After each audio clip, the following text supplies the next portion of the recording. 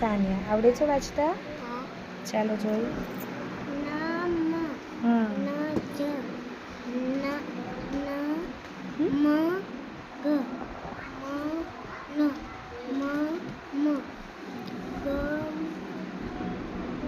Okay, આ સૌથી છેલ્લે શું લખ્યું છે? આ વાંચો તો.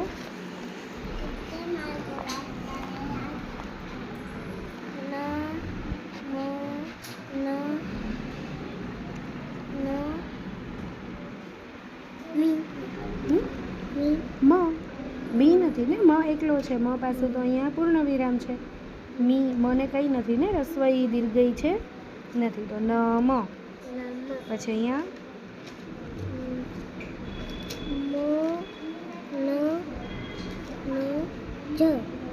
હા, શું છે? જા.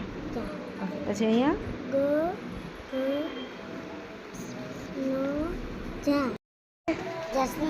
जसमीत पढ़ना आता है गुजराती में? चलो बताओ ये क्या लिखा है? ग ये ग म न. फिर से पढ़ो तो ग म न ल. न ये तो न है. न नकार आने में. हाँ, तो ग म न थशे ने. बोलो ग म न. ग म न.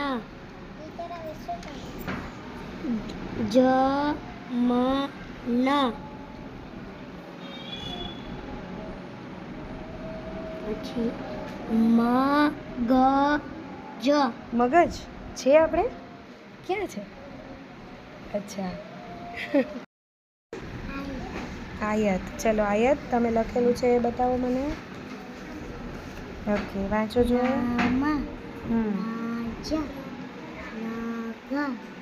આ શું છે બેટા? આ શું છે? અહીંયા સામે શું લખ્યું છે? મ. તો તમે કેમ ન કર્યો છે? ચાલો આગળ વાંચો.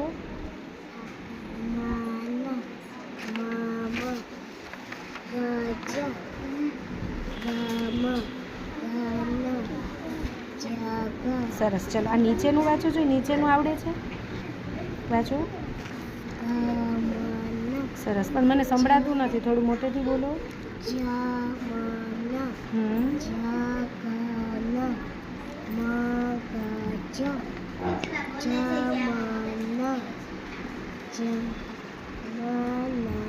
ઓકે, આ બાજુનું શું છે? આ સાઈડ લખ્યું છે, આ વાંચો તો.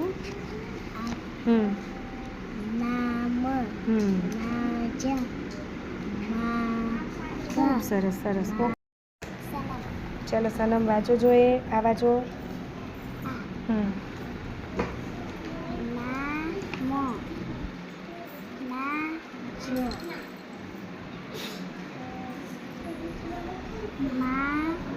થોડુંક મોટેથી બોલો.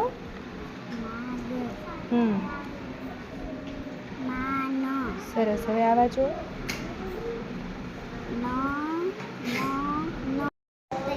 તૈબા. તૈબા આવડે છે વાંચતા? વાંચો.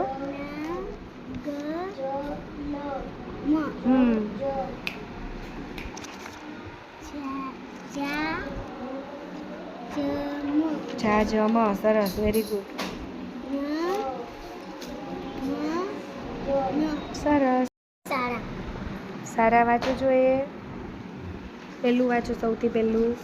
નમ. ન જ મ ગ મ ન. ગીતામાં કુલ કેટલા શ્લોક છે? ભગવદ ગીતામાં કુલ 700 શ્લોક છે. Very good. ભગવદ ગીતા શું છે? ભગવદ ગીતા હિન્દુ ધર્મનો પવિત્ર ગ્રંથ છે. ખૂબ સરસ. ભગવદ ગીતામાં કુલ કેટલા અધ્યાય છે? 18 અધ્યાય છે. સરસ. ભગવદ ગીતા કઈ ભાષામાં લખાયેલ છે? સંસ્કૃત ભાષામાં વેરી ગુડ. ગીતા મુજબ મનુષ્યનો અધિકાર શેના પર છે? કર્મ પર. સરસ. ગીતા મુજબ ક્રોધનું મૂળ શું છે? કામના ઈચ્છા. Very good. ભગવદ ગીતાનો ઉપદેશ ક્યાં આપવામાં આવ્યો હતો? ક્ષેત્રના યુદ્ધના મેદાનમાં. સરસ. ભગવદ ગીતાનો સૌથી પ્રસિદ્ધ ઉપદેશ કયો છે? કર્મ કર, ફળની ચિંતા ન કર. સરસ. ભગવદ ગીતાનો મુખ્ય વિષય શું છે? કર્તવ્ય, કર્મયોગ, ભક્તિ યોગ, જ્ઞાન યોગ અને આત્મજ્ઞાન. Very good.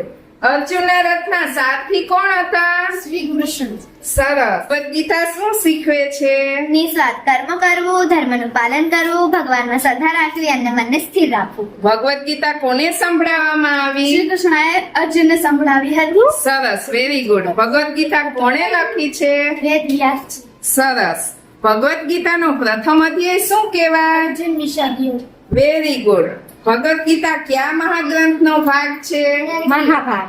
મહાભારત. વિશ્વરૂપ દર્શન કયા અધ્યાયમાં છે? 11માં. મહાભારતનું યુદ્ધ કોની વચ્ચે થયું હતું? ગૌરવો અને પાંડવો વચ્ચે. जसमीत पढ़ना आता है गुजराती में? चलो बताओ ये क्या लिखा है? ग ये ग म न फिर से पढ़ो तो ग म न. न. સારા. સારા વાંચો જોઈએ. પહેલું વાંચો. ચલો સનમ વાંચો જોઈએ. આ વાંચો. મારું સાનિયા આવડે છે વાંચતા? ચાલો જોઈએ.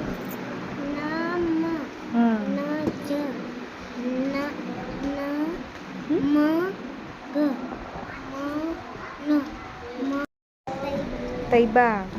તૈબા આવડે છે વાંચતા? વાંચો.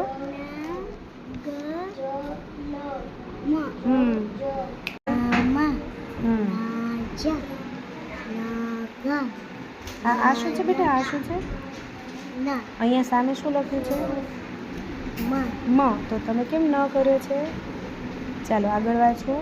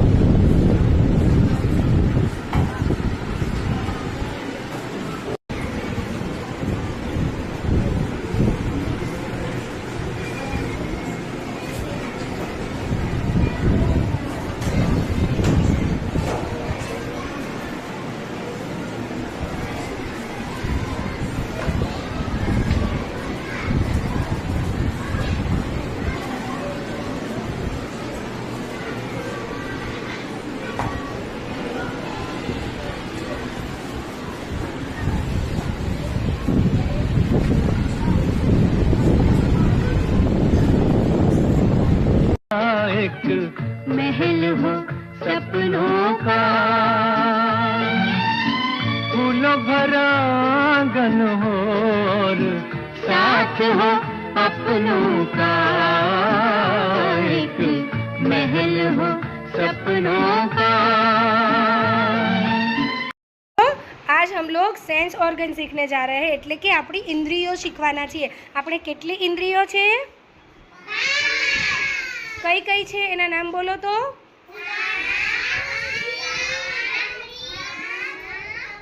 એવી રીતે નહીં, એક સાથે બધા.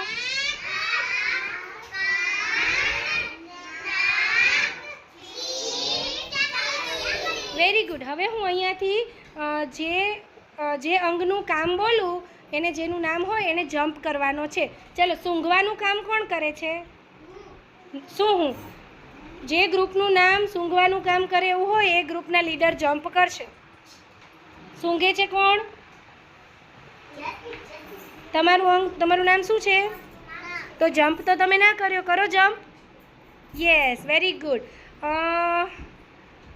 તીખું લાગે તો કોને ખબર પડશે? યસ, કશિફાનું ગ્રુપ. Very good. કોઈ આપણને ગરમ લગાડે તો કોને ખબર પડશે? જમ્પ. યસ. કોઈ જોરથી બેલ વગાડે તો કોને સંભળાશે? ઓકે. કોઈ દૂર ચાલ્યું જાય છે, કોને દેખાશે? ઓકે. ચશ્મા આવી જાય તો કોને પહેરવા પડશે? છીંક કોને આવશે? છીંક કોને આવશે? યસ. ઠંડુ પવન આવતો હોય તો આપણે ક્યાં હાથ રાખી લેશું? કોઈ આપણને ઠંડો બરફ અડાડશે તો કોને ખબર પડશે? ઓકે. અને કડવું કારેલું કોણ ચાખશે? અચ્છા, ઓકે. તો આમાંથી જીભ કોણ છે? જીભ.